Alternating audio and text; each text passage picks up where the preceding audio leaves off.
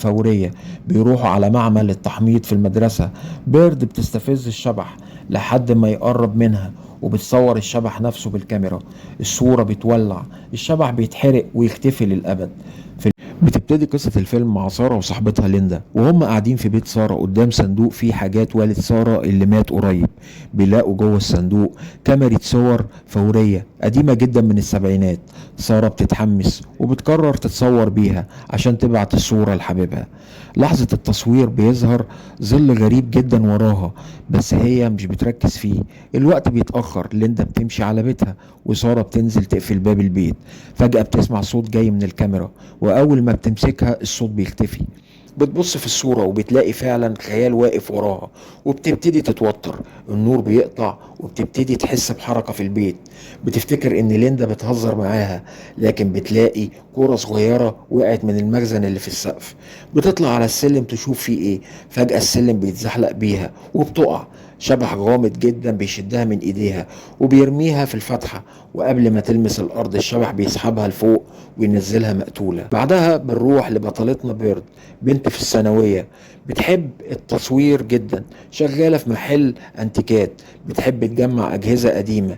وبيجي صاحبها تيلر يقول لها انه لقى كاميرا قديمة في مزاد وجابها هدية ليها.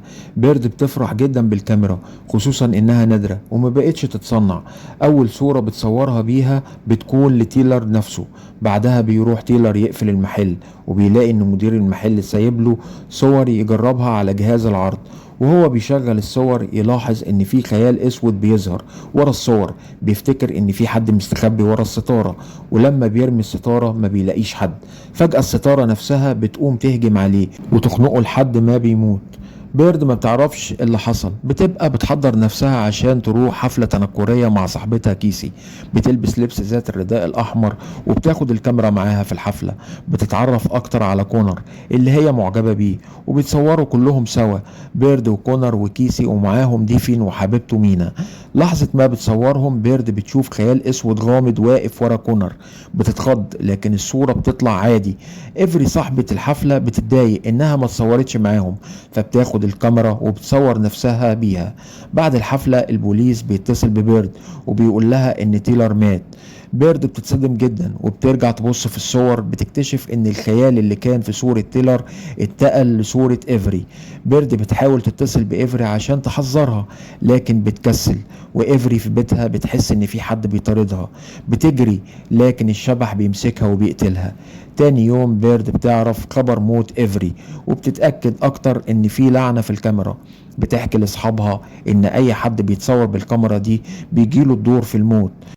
في الاول بيهزروا وبيفتكروا انها بتهرج معاهم، لكن لما ديفين ياخد الصور ويحاول يحرقها دراع مينا بيتحرق فعلا بنفس المكان اللي اتحرق في الصورة. بيروحوا يحاولوا يفهموا سر الكاميرا. بيعرفوا انها كانت بتاعة مدرس تصوير مجنون في السبعينات، كان بيعذب اطفال ويصورهم. وبنته ريبيكا كانت بتحب الكاميرا جدا. ريبيكا كانت بتتعرض للتنمر في المدرسة لحد ما 4 طلاب خدعوها وصوروها صور فاضحة ونشروها، فوقعت في حتة ضلمة وانتحرت. ابوها جاله جنان لما لقى الصور وقرر ينتقم. خطف ال4 اطفال وبدأ يعذبهم ويصورهم بالكاميرا دي، لكن الشرطة لحقتهم وقتلته وهو ماسك الكاميرا. فالكاميرا من ساعتها بقت ملعونة بروحه وروح بنته. بيرد واصحابها بيلاقوا صورة الطالب الرابع اللي ما ماتش، وبيطلع انه نفس المأمور بتاع الشرطة اللي كان بيحذرهم يبعدوا. المأمور يقابلهم وبيعترف انه كان من ال4 اللي نشروا صور ريبيكا، لكن بيحاول يقنعهم ان ابوها كان هو المريض النفسي وانهم حاولوا ينقذوها. في الوقت ده كونر بيصور المأمور بالكاميرا عشان يوقف اللعنة. الشبح بيظهر بيقطع صورة المأمور نصين، والمأمور بيتقسم نصين قدامهم فعلا وبيموت بشكل بشع. الشبح بيكمل مطاردته ليهم. بيرد بتلاحظ ان الشبح بيتأثر بالبخار والحرارة زي الصور الفورية. بيروحوا على معمل التحميض في المدرسة. بيرد بتستفز الشبح لحد ما يقرب منها وبتصور الشبح نفسه بالكاميرا. الصورة بتولع، الشبح بيتحرق ويختفي للأبد. في الآخر بيرد بترمي الكاميرا في المية عشان تتخلص منها تماما وينتهي الكابوس. وبكده يكون الملخص خلص. لو عجبكم برجاء الضغط على لايك والاشتراك في القناة، وسلام.